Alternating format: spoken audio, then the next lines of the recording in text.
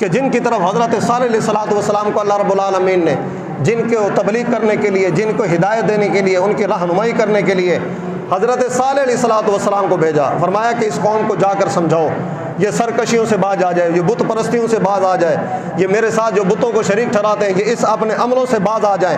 तो हज़रत जो है ना नूह अलैहिस्सलाम ने आकर उनको समझाया। हज़रत सालेह अलैहिस्सलाम ने उनको पैगाम दिया कि ऐ लोगों बाज आ जाओ। तो उन्होंने क्या कहा, या कौम अब्दुल्लाह मा लकुम मिन इलाहिन गैरुह। फरमाया कि ऐ मेरी कौम, तुम अल्लाह ताला की इबादत करते हो, तुम्हारे लिए उसके सिवा कोई माबूद नहीं है। अल्लाह रब्बुल आलमीन ही तुम्हारा वहदहु ला शरीक माबूद है, उसके सिवा कोई माबूद नहीं है। क़द जाअतकुम बय्यिनतुम मिन रब्बिकुम। तो उन्होंने कहा कि अगर तू वाकई अल्लाह ताला का पैगम्बर है ना तो कोई निशानी लेकर आ। क़द जाअतकुम बय्यिनतुम मिन रब्बिकुम, अपने रब की तरफ से कोई निशानी लेकर आ, कोई दलील लेकर आ कि तू वाकई अल्लाह ताला का पैगम्बर है।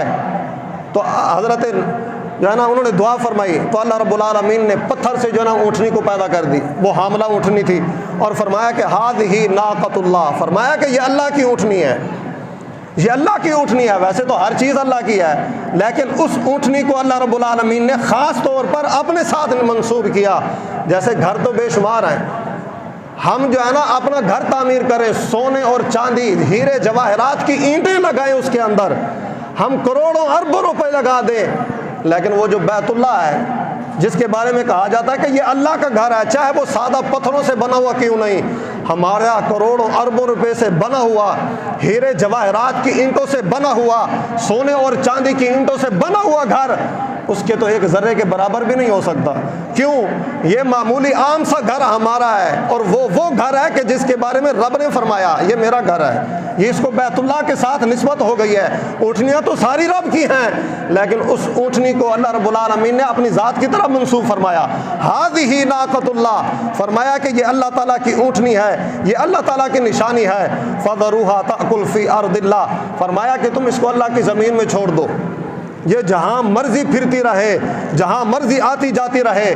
वला तमस्सूहा बिसूइन, फरमाया कि इसको बुरे नीयत के साथ, बुरे इरादे से इसको हाथ नहीं लगाना, इसको छूना नहीं है। फ़यअख़ुज़कुम अज़ाबुन अलीम, अगर तुमने बुरे इरादे से इसको हाथ भी लगाया तो अल्लाह ताला का अज़ाब आ जाएगा।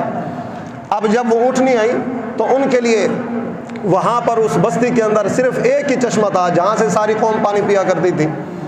अब हज़रत सालेह अलैहिस्सलाम ने फरमाया कि एक दिन तुम यहाँ से पानी पियोगे और एक दिन जो है ना ये ऊँटनी यहाँ इन चश्मों से पानी पिएगी, तुमने उनके करीब नहीं जाना। तो उसका मतलब ये नहीं था कि वो सारा दिन भूखे प्यासे रहेंगे, बल्कि अगर वो पानी पीती थी तो उस दिन वो दूध इतना दिया करती थी कि वो सारे लोग उनके दूध से सैराब हुआ करते थे। वो उस दिन उसका दूध पीकर अपने जो है ना प्यास बुझाया करते थे।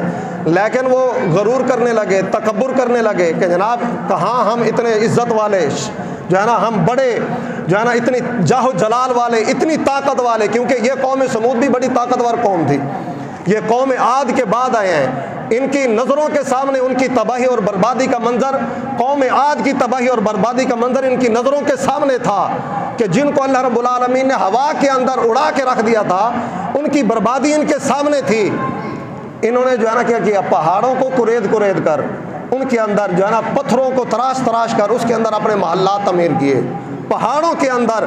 और ये क्या कहने लगे कि जनाब हम तो बड़े महफूज मकाम पर हैं, हमें कौन सा अजाब पहुंच सकता है। वो तो कौम आद थे जो यहाँ खुले मैदान के अंदर रहा करते थे, वो तो इस वजह से अजाब के जो है ना वो मुस्तहिक ठहर गए, वो अजाब के अंदर मुब्तला हो गए। हमारे तो महल्लात बड़े मजबूत हैं, हम तो पत्थरों के अंदर अपने महल्लात तमीर करके बैठे हैं। यहाँ महल्लात के अंदर तो जो है ना जब हम दरवाजे बंद कर देंगे तो यहाँ पर तो कोई एक तिनका भी अंदर दाखिल नहीं हो सकता।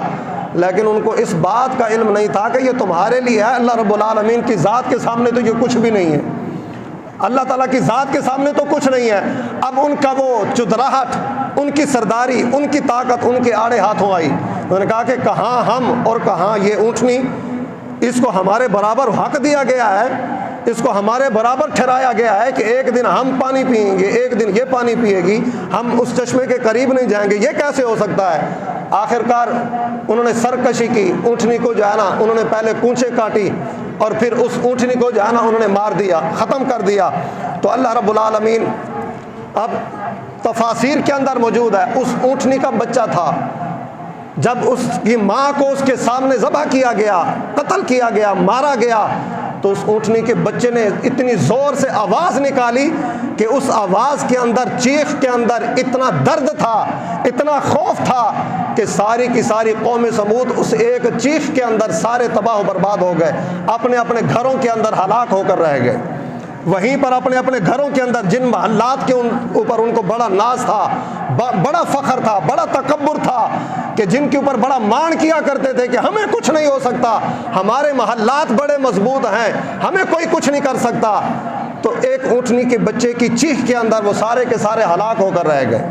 तो इस वजह से ये अज़ाब ऐसे नहीं आते, ये अज़ाब ऐसे नहीं आते, इसके अंदर हमारे आमाल का किया धरा होता है, हमारी अपनी सरकशियाँ होती हैं, हमारी अपनी नाफरमानियाँ होती हैं, हमारी अपनी नाफरमानियों की वजह से, हमारी सरकशियों की वजह से ये सारे अज़ाब आते हैं। हम जब अल्लाह ताला की नेमतों की नाशुक्री करना शुरू कर देते हैं, ये अज़ाब तब आते हैं। ये ऐसे अल्लाह रब्बुल आलमीन के हुक्म के बगैर ये अज़ाब कभी नहीं आता, ये सैलाब ऐसे नहीं आते, ये ज़लज़ले ऐसे नहीं